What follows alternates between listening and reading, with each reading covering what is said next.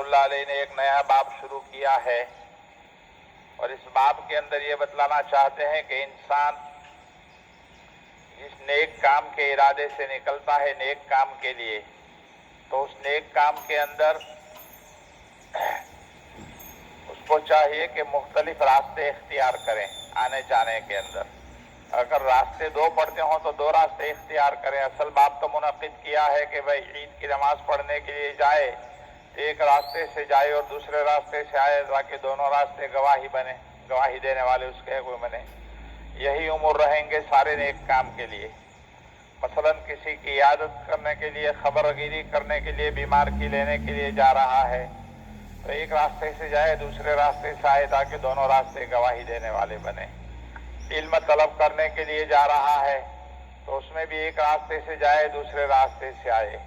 اللہ کے راستے میں بندہ نکل رہا ہے اور دو راستے پڑ رہے ہیں، تو ایک راستے سے جائیں دوسرے راستے سے آئے۔ جیسے ہم لوگ عام طور پر جماعتوں کے اندر گشت کے اندر نکلتے ہیں تو یہ ہدایت دی جاتی ہے کہ بھائی ایک راستے سے جائے دوسرے راستے سے آئے، تاکہ دونوں ہی راستے ہمارے لیے گواہی دینے والے بنے۔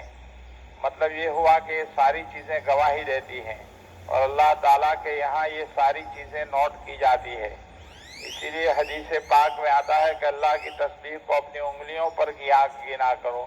اللہ کی تسبیح کرنا ہے تو انگلیوں پر گنو، کیونکہ وہ قیامت کے دن گواہی دیں گے۔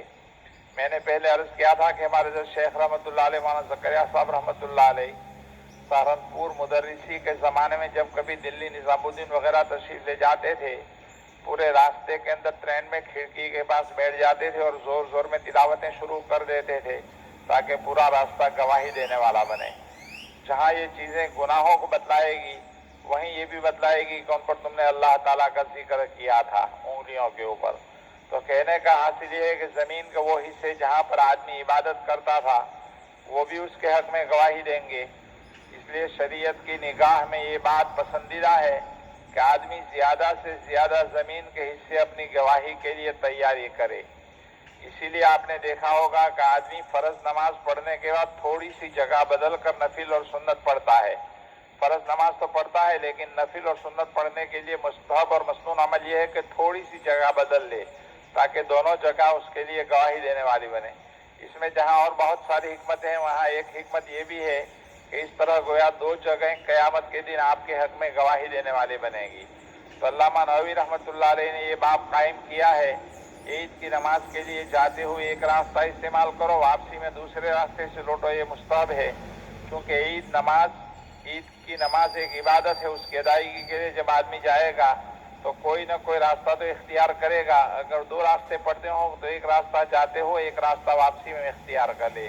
اسی طرح اللہ کے راستے میں آپ جماعت میں نکل رہے ہیں یا گشت کے اندر جا رہے ہیں اور دو راستے پڑ رہے ہوں تو دونوں راستے استعمال کریں، تاکہ دونوں گواہی دینے والے بنے۔ اسی طرح بیمار کی خبرگیری اور عیادت کرنے کے لیے آنے جانے میں مختلف راستے اختیار کرنا یہ پسندیدہ ہے۔ کسی بیمار کی بیمار پرسی یہ بھی بہت بڑا نیکی کا کام ہے۔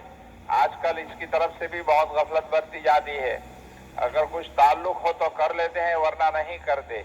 بیمار کی خبرگیری کرنے کے لیے بھی جاتے ہیں تو اس میں تعلق دیکھتے ہیں کہ بھائی ہمارے یہاں خبر لینے کے لیے آئے تھے کہ نہیں آئے تھے۔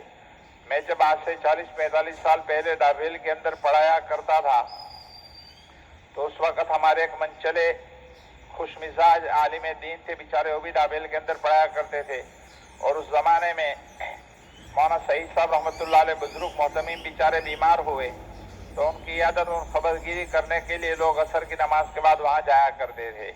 اور پھر کچھ ہی دنوں کے اندر بروچ ضلع کے ایک بیچارے عالم دین، وہ بیچارے بیمار ہوئے، ہاسپٹل کے اندر رہے، تو بہت کم ان کی خبر لینے کے لیے جاتے تھے۔